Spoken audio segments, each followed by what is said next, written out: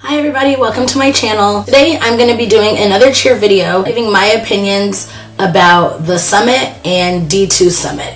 The person who suggested I do this video was TCP_Emma, and you can find her on Twitter, and I will link her Twitter down below.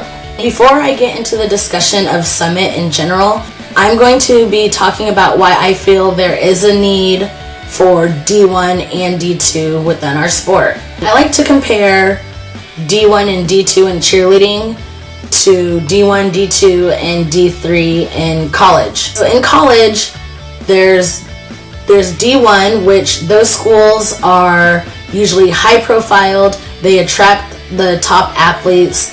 They have world-class facilities, and they also receive the most media attention, which is a lot like the D1 gyms in the sport of cheerleading. If you guys think of the high profile gyms with the top athletes and the gyms that receive the most media attention, you've got your California All-Stars, you've got Stingray, you've got Cheer Extreme, World Cup, all those gyms. You have athletes that leave their homes to go and be on these teams. Just like D1 schools, you know, if you're lucky enough to live in that location, then you don't have to travel from home. But these D1 schools have athletes who fly all across the country to go live in that area just so they can play at that school. And like I mentioned, it's usually the top athletes where they can benefit more from being at a D1 school. D2 schools, they're just smaller than D1 schools as far as numbers are concerned. They usually don't attract the top athletes who are, you know, hopeful to going to the Olympics or, you know, playing their sports professional. But they do have athletes that are amazing athletes, but maybe their mindset is somewhere else. You know, maybe they are going to school because they want to be a doctor, but they're just really good at sports, and you know, and they're using sports to get them half of a sports scholarship and then like half an academic scholarship. In a way, D2 gyms are kind of the same. While they don't attract the top athletes, they still have amazing athletes. It's just in a smaller setting. And maybe some of these athletes, like, their goal isn't to go to Worlds, or maybe their goal isn't to go to Summit, but they enjoy cheerleading, they're good at it. They just need a place where they feel that they can cheer with, you know, without the pressure of, oh, I have to go to Worlds. So this is a part where you kind of get the hateful comments. Like, I've personally seen, like, on my Twitter, people say, what's the point of D2 Summit? It's not a real summit. Like, why would you say that to anybody? If you look at D1 and D2 colleges, like, I'm not going to say never, but you don't hear people saying, oh, well, D2 national, you know, college nationals isn't even a real nationals. It absolutely is. It's just, you're not competing against D1 athletes, which is completely fine. I know that there are some D1 schools that feel that way about D2 schools. D2 schools, those aren't real athletes. Like, what do you mean they're not real athletes? Aren't they doing the exact same thing that you're doing? They're literally playing the exact same sport that you are. So for you to, like, devalue what other people are doing, like, not only is it hurtful, but it's wrong. Like, you should never devalue what other people are doing just because they don't have the same opportunities as you do. Maybe they're at a D2 school for a reason. Maybe they're at a D1 or a D2 gym for a reason. Like, we don't know people's circumstances or situations, but for you to say that D2 Summit isn't a real summit, like, that's just devaluing not just that team, but our sport. So basically what you're saying is that these gyms that, you know, happen to be D2 gyms based on the numbers that they have, the number of athletes that they have, all you're basically saying is, oh, well, your cheerleading means nothing. Just because you're a D1 team does not mean that you are the best, because there were a lot of D2 teams that beat D1 teams at NCAA. Well, maybe not a lot, but there were some. How would you feel if you're a D1 team, but you have a team a Worlds team that didn't make it to Worlds. And then you have Worlds teams who are winning saying, oh, well, you're not a real Worlds team because you didn't even make it. Like, it's a slap in the face. So D2 Summit is absolutely real. And I think it's needed. But I don't like how it's been like segregated from everything else. And I do know that this year it is going to be at Orlando.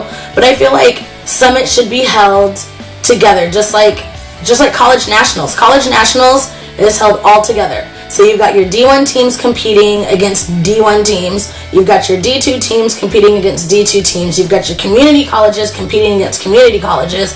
It's all held at the exact same location, the exact same time, but just you're competing against your own division, just like at any other competition. You don't have like level 5 worlds and level 6 worlds. No, Worlds is all held at the same place. And I think the same needs to happen for Summit. Summit needs to be just Summit. It doesn't need to be the Summit and then D2 Summit. No, it needs to be the Summit, and then you've got your D1 winners, you've got your D2 winners. I honestly see nothing wrong with that. The NSPA, which is the National Small Program Association, they've kind of created this whole D2 thing because our industry relies heavily on the success of small gyms. And if our small gyms aren't able to even compete amongst themselves, then we're going to be like a whole bunch of just large gyms like from each state competing against each other. Because what's going to happen is these athletes at these small gyms aren't going to feel like they can compete against anybody else because all they see and hear are the big name gyms. So they're going to leave the smaller gyms. And the smaller gyms are going to be forced to close down, which is terrible. Oh my gosh, that breaks my heart. We don't want to be an industry where it's like in California, there's only California All-Stars, but at like 400 locations. Florida, it's Top Gun, but just in, all these different locations. We don't want that. You need small gyms, and in order to do that, yes, there has to be a divide, but we don't need to be segregated. Because that's when people start feeling like they're not part of the sport anymore. They start to feel like they're less of what cheerleading is. And we don't want that. We don't need that. We already have so many problems with just the hatred in our community. And that's why I'm trying to build up, I'm trying to be positive. I'm trying to bring positivity to the gym. I'm trying to make people see everybody's different reasonings and rationale for why things are the way they are. But I'm only one person.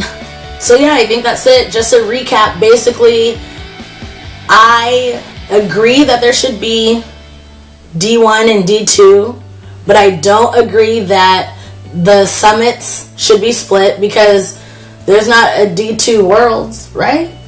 Right. If we're going to have like a D2 Summit, I don't see why we can't have a D2 Worlds, and I don't see why D1 and D2 Summit can't be held together and at the exact same time. It's just that you are the D1 Summit champ and you are the D2 Summit champ, just like in college. In college, you are the D1 national champ, you are the D2 national champ, you are the community college national champ. It's all the same thing. It's all the same sport. It just depends on where you live, where you decide to go. All of those things have to be taken in consideration. And shame on you if you don't think D2 Summit is a real summit. But I forgive you.